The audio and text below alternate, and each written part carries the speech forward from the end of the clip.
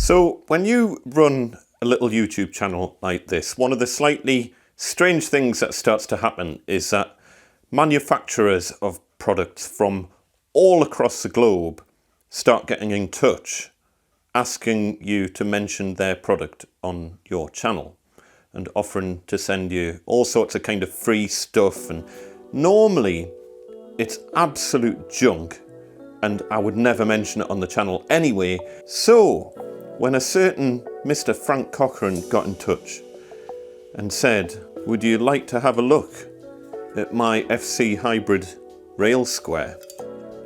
I jumped at the chance. This is genuinely a thing of beauty. Now, before I start, because I know people will whinge on about the price of stuff like this, you look at a bit of metal and think, well, how much does a bit of metal cost? Well, the answer is, if you want to mill it to very fine tolerances and include lots of little features and fittings and make it out of aircraft grade aluminium, the answer is it costs a lot of money to manufacture stuff like this, unless you're doing it on some giant production line off in the Far East somewhere. So just to get that out the road, this is squarely aimed at the professional joinery market. So if you're not a professional joiner, carpenter, cabinet maker, someone who makes things out of wood and needs to cut them square very accurately, then this may not be the video for you. And if you don't think you can make back the money that it would cost you to buy one of these things, then this probably also isn't the video for you. But if you are in the trades, or if you're just a keen DIYer and want basically the best of what's currently available, then keep watching. So, the FC Hybrid Rail Square. What is it? What's it for? What does it do? And all that sort of thing. It serves basically one purpose in life. It lets you make perfectly square cuts using a track saw rail with a track saw or plunge saw. So the way these kind of, there's lots of different makes of rail squares and stuff. Some of them are good, some of them aren't so good. And if they're not good, you'll just not get a square cut, and it completely defeats the object of having one. So it serves a single purpose. It goes on to your rail at like a right angle, and it lets you line your rail up against whatever you're cutting at exactly 90 degrees. I'll brush over the fact that it also works with a Mafell jigsaw, but I don't have a Mafell jigsaw, so I can't show you that, but I've been told that you can make perfectly square cuts with a Mafell jigsaw and a Mafell rail. And the big benefit that this has over pretty much any rail square on the market at the minute, really, is that it works with pretty much every major brand that I'm aware of. As I say, it's made of aircraft grade aluminium, and the tolerances on the accuracy of it, because we've got these little offset cams here for locking the rail against the square, and the tolerances for accuracy are like 4 microns or something like that. It's insanely accurate. It's probably the most accurate rail square on the market at the minute.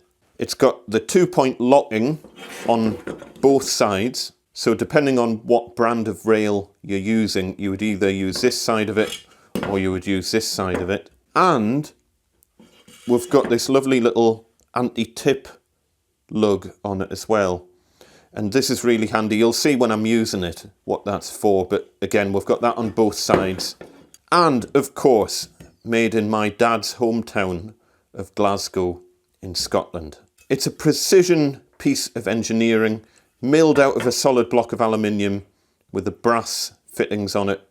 It does cost £210, but to be honest, for a kind of low production volume, almost one-off item where you've got individual support from the guy who made it, it's only, what, 30 quid more expensive than its nearest rival. So judge for yourself. You know, if you're not that bothered about making accurate cuts and you're happy to use something cheaper, then go for something cheaper. If you don't think you can make your money back on it from the jobs that you do, then go for a different solution. So as it so happens, I've got a job on at the minute where I need to cut a big board, MDF, into a bunch of identical, exactly square panels, so it's a perfect job to test this on.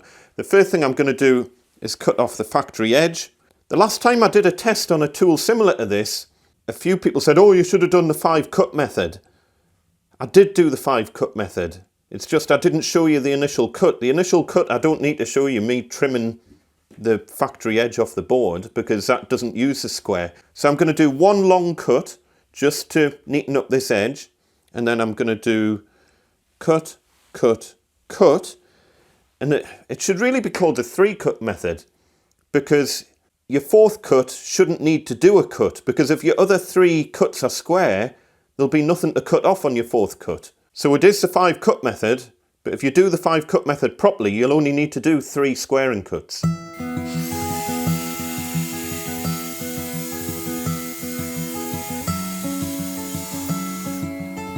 So to use it, all you do is just loosen these off to get them as far away in that direction, away from the rail as possible. Loosen them off, and then, well, I've got this partially on. And then all you do for the Festool rail is slide this little brass bit into the bottom of there. Now, I did mention to Frank that it was a bit tight getting it on and off, and sometimes this will fit perfectly on a rail and sometimes it'll be slightly tight, and that's the rail to blame, not really Frank's thing. But what he kindly did, because he's awesome, is that he sent us another one that's like a couple of micron thinner to try out. So I'm going to try both and I'll let you know what I think. So this is the standard one that came with the Mark V. You know, it's fine. It's stiff, but it's certainly usable. And then what you would do is just tighten these up. But a lot of people say that it's so tight on the rail anyway, you don't really need to use the locking cams. I'm going to swap over to the slightly smaller brass. And as I say, Frank was more than happy to send us one of those if needed. See, that's quite hard to get off.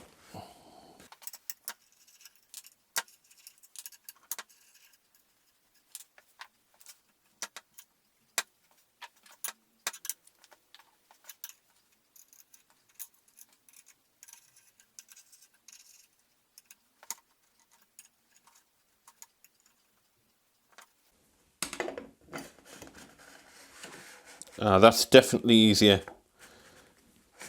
I think I prefer that, and then I can lock up the offset cams. I think what I'm going to do actually, because I don't have much overhang at that end of the board. This is a 1400 rail that I'm using on a 4-foot sheet on a 1220 cut. So that's about as far as I'd want to take it to that end. I think you should probably have maybe a longer rail. I've only got the 1400 rails. We'll see how it does. I'm sure it'll be fine, but I just want to give a little bit more overhang at the end of the board. So we'll do the first squaring cut. Oh, and by the way, that's what this little anti-tip support lug's for. So otherwise that's kind of just flapping about in the breeze, but look. It's beautiful, that, just to stop that tipping off that edge.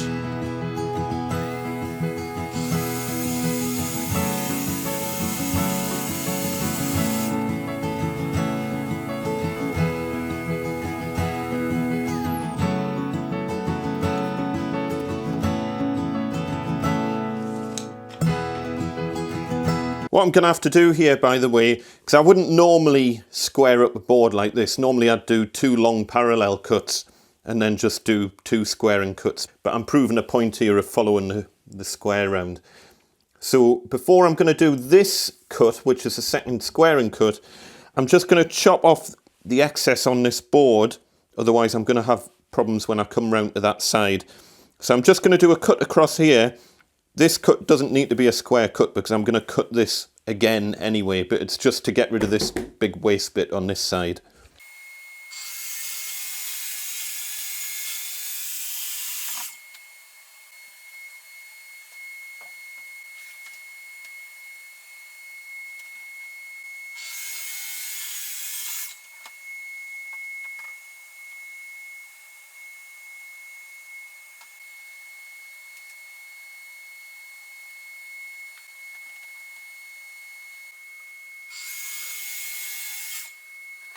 There we go. So I've worked my way around the board, and just to explain the 5-cut method or the 3-cut method once more. So I've cut off the factory edge. I've then done a squaring cut up this side, a squaring cut this way, and a squaring cut this way. And then all being well, something's gone horribly wrong if this now isn't square. So we know that's square, and that's square. So the first check that I do is just to take my rail and pop it against that edge, and we should be able to see that it's perfectly parallel. While that's lined up on that edge, it's perfectly parallel all the way up to that edge and touching that edge, so that's perfect. What I'm also going to do is go around with a framing square and check every one. Perfect, perfect. I mean, it can't not be perfect really, because, yeah, perfect.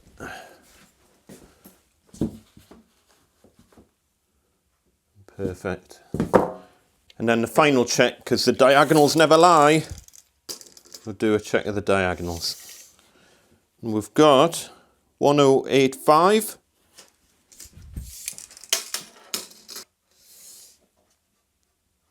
And 1085. Perfect. As per usual, this isn't a sponsored video.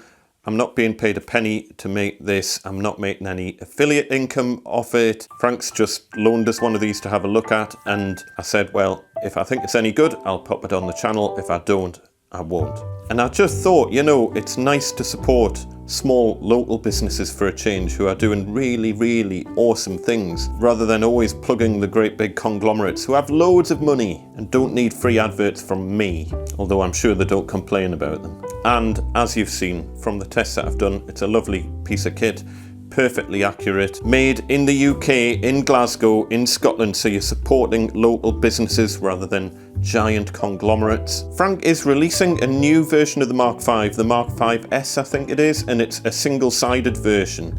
So if you've only got one type of rail and you don't need a square that'll do multiple different types of rail, then that'll be a bit cheaper because it'll just be a single-sided and you buy the version that fits your rail. So check it out. I'll include a link in the description for where to buy this from off Frank's website. Frank also mentioned the new version of the rail is going to have some sort of clip on it or something for holding the Allen key. I haven't seen that yet. And apparently the Festool, Makita, DeWalt and Triton squares will be a shot blast colour. I don't know if that's like bare aluminium, I'm assuming. It might be to keep the costs down, and only the Mafell rail will be in the red colour on the S model of the rails, I think. Anyway, hope you found that useful. If you've already got one of these and you've been using it for a while, pop in the comments below and let us all know how you've been getting on with it. I'm well aware that there's cheaper alternatives on the market that are produced off in the Far East, and if you post links to those in the comments, they will automatically get blocked, because this is, of course, a video about Frank's rail and not about other people's rails. So obviously it's not very fair if we start promoting other people's rails as part of this video.